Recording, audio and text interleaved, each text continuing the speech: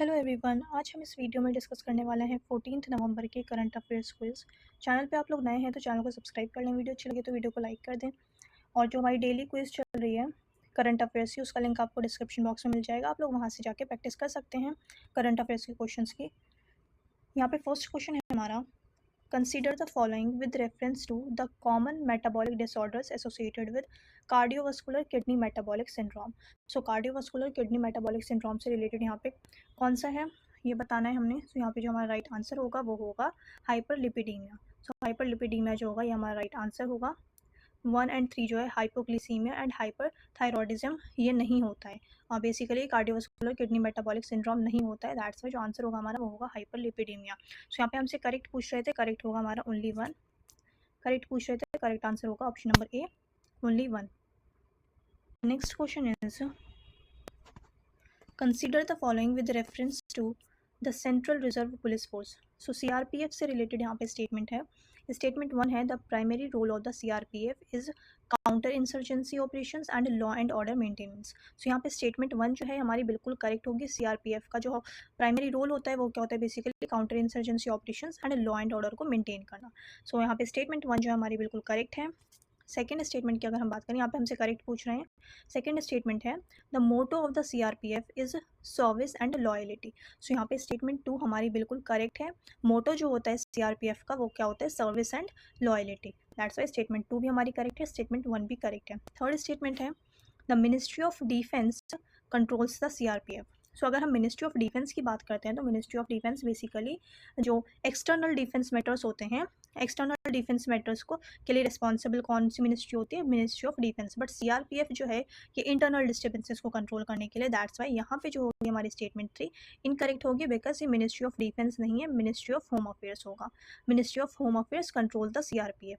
CRPF किसके under आती है, मिनिस्ट्री ऑफ होम अफेयर्स। जितनी भी इंटरनल डिस्टर्बेंसेस को कंट्रोल करते हैं, counter insurgency operations, law and order जो मेंटेन करते हैं कंट्री के अंदर, इंटरनल डिस्टर्बेंसेस की अगर हम बात करें तो उसे कौन वो किसके अंडर होता है, बेसिकली वो मिनिस्ट्री ऑफ होम अफेयर्स के अंडर होता है। अगर हम मिनिस्ट्री ऑफ डिफेंस की बात करें तो मिनिस्ट्री ऑफ डिफेंस पर्टिकुलरली जो है वो एक्सटर्नल डिफेंस मैटर्स को देखती है, ना कि इंटरनल मैटर्स को। दैट्स वाई यहाँ पे स्टेटमेंट 3 जो होगी हमारी इनकरेक्ट होगी। फर्स्ट करेक्ट है, सेकंड करेक्ट है, हमसे करेक्ट पूछ रहे थे, आंसर होगा ओनली 2। सो ओनली 2 जो होगा यहाँ पे हमारा राइट आंसर होगा option number B. The next question is, consider the following statements. So यहाँ पे स्टेटमेंट 1 है, the delimitation based on the 1971 census was suspended in 1976 for 25 years until 2001। So यहाँ पे हमारी स्टेटमेंट 1 जो है ये बिल्कुल करेक्ट है, बिकॉज 1971 में 1976 में बेसिकली 1976 में जब इंदिरा गांधी की गवर्नमेंट थी, इंदिरा गांधी जी की जब गवर्नमेंट थी तो उस वक्त जो डिलिमिटेशन है बेसिकली ये 1971 के सेंसस पे रोक दिया गया था कि 25 ईयर्स के लिए, 2001 तक के लिए, कि अब 2001 तक कोई भी डिलिमिटेशन नहीं होगी। सो ये 1976 में किया गया था। दैट्स वाई स्टेटमेंट 1 जो है हमारी ये बिल्कुल करेक्ट है। सेकेंड स्टेटमेंट की अगर हम बात करें, the Atal Bihari Vajpayee government extended the suspension for another 25 years lasting until 2030। सो यहाँ पे अगर हम बात करते हैं अटल बिहारी वाजपेयी जी की गवर्नमेंट जो थी तो इन्होंने एक्सटेंड किया था सस्पेंशन फॉर अनदर 25 ईयर्स। तो ये सस्पेंशन जो था डिलिमिटेशन का, इसको बेसिकली एक्सटेंड कर दिया था 25 ईयर्स तक के लिए। तो ये बिल्कुल करेक्ट स्टेटमेंट है, बट यहाँ पे ईयर जो है ये गलत है। यहाँ पे कह रहे हैं लास्टिंग अंटिल 2030, ये 2030 के लिए नहीं हुआ था, बेसिकली 2026 तक के लिए फ्रीज कर दिया गया था। सो 2026 होता तभी हमारा करेक्ट स्टेटमेंट होता, यहाँ पे 2030 है। दैट्स वाई ये स्टेटमेंट जो है हमारी इनकरेक्ट होगी। यहाँ पे हमसे करेक्ट पूछ रहे हैं, सो करेक्ट जो हमारी वो सिर्फ और सिर्फ स्टेटमेंट 1 है। दैट्स वाई जो हमारा आंसर होगा वो होगा option number A. So option number A जो होगा हमारा राइट आंसर होगा।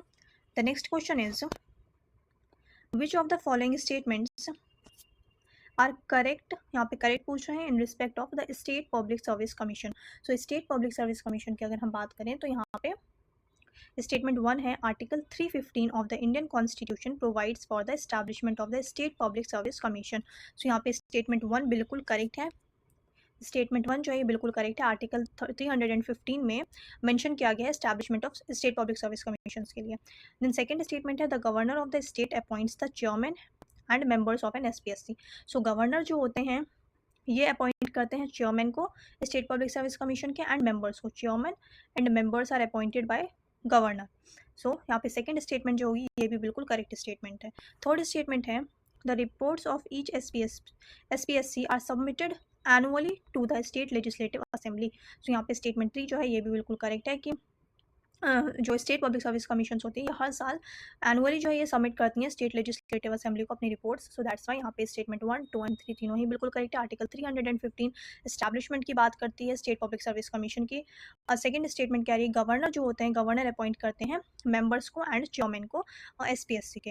एंड थर्ड जो है state public service commission annually अपनी रिपोर्ट जो है वो सबमिट करती है स्टेट लेजिस्लेटिव असेंबली को. दैट्स वाई यहाँ पे स्टेटमेंट 1, 2 एंड 3 हमारी तीनों ही करेक्ट है. हमसे करेक्ट पूछ रहे थे तो हमारा राइट आंसर जो होगा वो होगा 1, 2 and 3. So option number D जो यहाँ पे हमारा करेक्ट आंसर है. The next question is consider the following with reference to the Sensex. So Sensex से रिलेटेड अगर हम बात करें the Sensex is the stock market index of Bombay stock exchange. तो यहाँ पे स्टेटमेंट 1 जो ये बिल्कुल करेक्ट है. सेंसेक्स बेसिकली स्टॉक मार्केट का इंडेक्स है, stock market index of Bombay stock exchange. ये सारी चीज़ें मैंने आपके साथ पहले भी डिस्कस की थी और बहुत डिटेल में हम ये सब डिस्कस कर चुके हैं. तो यहाँ पे स्टेटमेंट 1 जो है ये बिल्कुल करेक्ट है. सेकंड स्टेटमेंट की बात करें the Sensex is calculated based on the free float market capitalisation weighted average. तो यहाँ पे स्टेटमेंट 2 जो है ये भी हमारी बिल्कुल करेक्ट स्टेटमेंट है. थर्ड स्टेटमेंट है the currency exchange rates is one of the factor affecting the movement of the Sensex. तो यहाँ पे स्टेटमेंट 3 बिल्कुल करेक्ट है. करेंसी एक्सचेंज रेट्स की अगर हम बात करें तो ये जो है बहुत इंपॉर्टेंट फैक्टर होता है जो अफेक्ट करता है मूवमेंट ऑफ द सेंसेक्स. तो यहाँ पे स्टेटमेंट 3 भी जो है हमारी बिल्कुल करेक्ट है. फोर्थ स्टेटमेंट है a rising Sensex index generally indicates lower trading volumes on the BSE क्या बॉम्बे स्टॉक एक्सचेंज. तो यहाँ पे क्या लिखा है लोअरिंग ट्रेड, बट ये लोअरिंग नहीं है, ये इंक्रीज होता है. तो बेसिकली ट्रेड इंक्रीज होता है यहाँ पे, ठीक है, ना कि कम होता है. सो यहाँ पे स्टेटमेंट 4 जो होगी ये हमारी इनकरेक्ट स्टेटमेंट है. यहाँ पे हमसे करेक्ट पूछ रहे हैं, आंसर होगा 1, 2 एंड 3. यहाँ पे हमसे करेक्ट स्टेटमेंट पूछ रहे हैं, आंसर होगा 1, 2 एंड 3. तो यहाँ पे ओनली 3 जो होगा हमारा राइट आंसर होगा option number C. The next question is under article 142 of the Indian constitution the supreme court has power to. Article 142 की अगर हम बात करें तो आर्टिकल 142 किसके लिए होता है? आर्टिकल 142 बेसिकली होता है कंप्लीट जस्टिस. आर्टिकल 142 क्या होता है? कंप्लीट जस्टिस के लिए. सो यहाँ पे हम देखें जो हमारा राइट आंसर होगा वो होगा option number C. Make binding decisions that ensure justice even if it involves creating orders outside the existing scope of the statutory provisions. So यहाँ पे जो है स्टेटमेंट सी जो होगी हमारी बिल्कुल करेक्ट होगी. ऑप्शन नंबर सी हमारा राइट आंसर होगा बिकॉज ये क्या दिखा रहा है complete justice. Complete justice article 142 ये याद रखना है आपको. आर्टिकल 142 क्या होता है? Complete justice. Make binding decisions that ensure justice even if it involves creating orders outside the existing scope of the statutory provisions. So option number C जो होगा यहाँ पे राइट आंसर होगा. The next question is consider the following statements about the state finance commission of India. State finance commission की अगर हम बात करें so state finance commission is a statutory body constituted by the governor of each state every 5 years. सो यहाँ पे statement 1 कह रही है कि स्टेट फाइनेंस कमीशन क्या है? स्टेट फाइनेंस कमीशन एक स्टैट्यूटरी बॉडी है. दैट्स वाई ये स्टेटमेंट जो है हमारी बिल्कुल इनकरेक्ट होगी बिकॉज स्टेट फाइनेंस कमीशन हमारी स्टैट्यूटरी बॉडी नहीं है, ये कॉन्स्टिट्यूशनल बॉडी है. कॉन्स्टिट्यूशन में मेंशन है under article 243I. Under article 243I में मेंशन किया गया है स्टेट फाइनेंस कमीशन के बारे में. ये हमारी कॉन्स्टिट्यूशनल बॉडी है. जो नेक्स्ट पार्ट है स्टेटमेंट का ये बिल्कुल करेक्ट है. गवर्नर जो है कॉन्स्टिट्यूट करते हैं हर 5 साल पे एवरी 5 years. बट ये जो है हमारी स्टैट्यूटरी बॉडी नहीं है, ये कॉन्स्टिट्यूशनल बॉडी है mention under article 243I. So यहाँ पे स्टेटमेंट 1 जो है हमारी इनकरेक्ट होगी. सेकेंड स्टेटमेंट है it is responsible for recommending the distribution of taxes between the state government and urban local bodies only. So यहाँ पे जो है हमारी सेकेंड स्टेटमेंट बिल्कुल इनकरेक्ट होगी.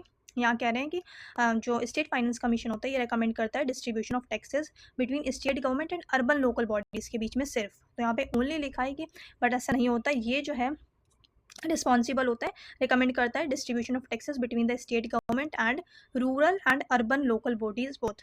यहाँ पे ओनली अर्बन लोकल बॉडीज़ नहीं होगा, यहाँ पे रूरल लोकल बॉडीज़ के लिए भी ये रिकमेंड करता है, ना कि सिर्फ और सिर्फ urban local bodies and state government के बीच में. दैट्स वाई स्टेटमेंट 2 जो हमारी इनकरेक्ट होगी. स्टेटमेंट 1 भी हमारी इनकरेक्ट है बिकॉज स्टैट्यूटरी बॉडी नहीं है, कॉन्स्टिट्यूशनल बॉडी है mention under article 243I. Statement 3 की अगर हम बात करें The recommendations of the State Finance Commission are not binding on the state government. So यहाँ पे ये स्टेटमेंट बिल्कुल करेक्ट है कि जो स्टेट फाइनेंस कमीशन की रिकमेंडेशन होती है वो बाइंडिंग नहीं होती है स्टेट गवर्नमेंट पे, नॉट बाइंडिंग. दैट्स वाई ये स्टेटमेंट 3 जो है बिल्कुल करेक्ट है, बाइंडिंग नहीं होती है. सो यहाँ पे स्टेटमेंट 3 बिल्कुल करेक्ट है. यहाँ पे हमसे करेक्ट पूछ रहे थे, आंसर होगा ओनली 3. सो ओनली 3 जो है हमारा यहाँ पे राइट आंसर होगा option number B. The next question is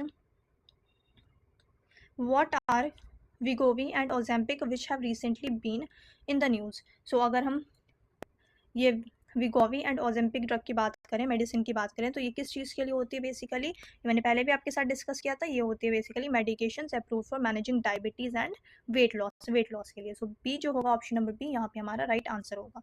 the next question is what is the primary purpose of article 6 of the Paris agreement? So यहाँ पे पेरिस एग्रीमेंट के आर्टिकल 6 की बात कर रहे हैं, इंडियन कॉन्स्टिट्यूशन की बात नहीं कर रहे, तो इस चीज़ को ध्यान में रखना है, article 6 of the Paris agreement.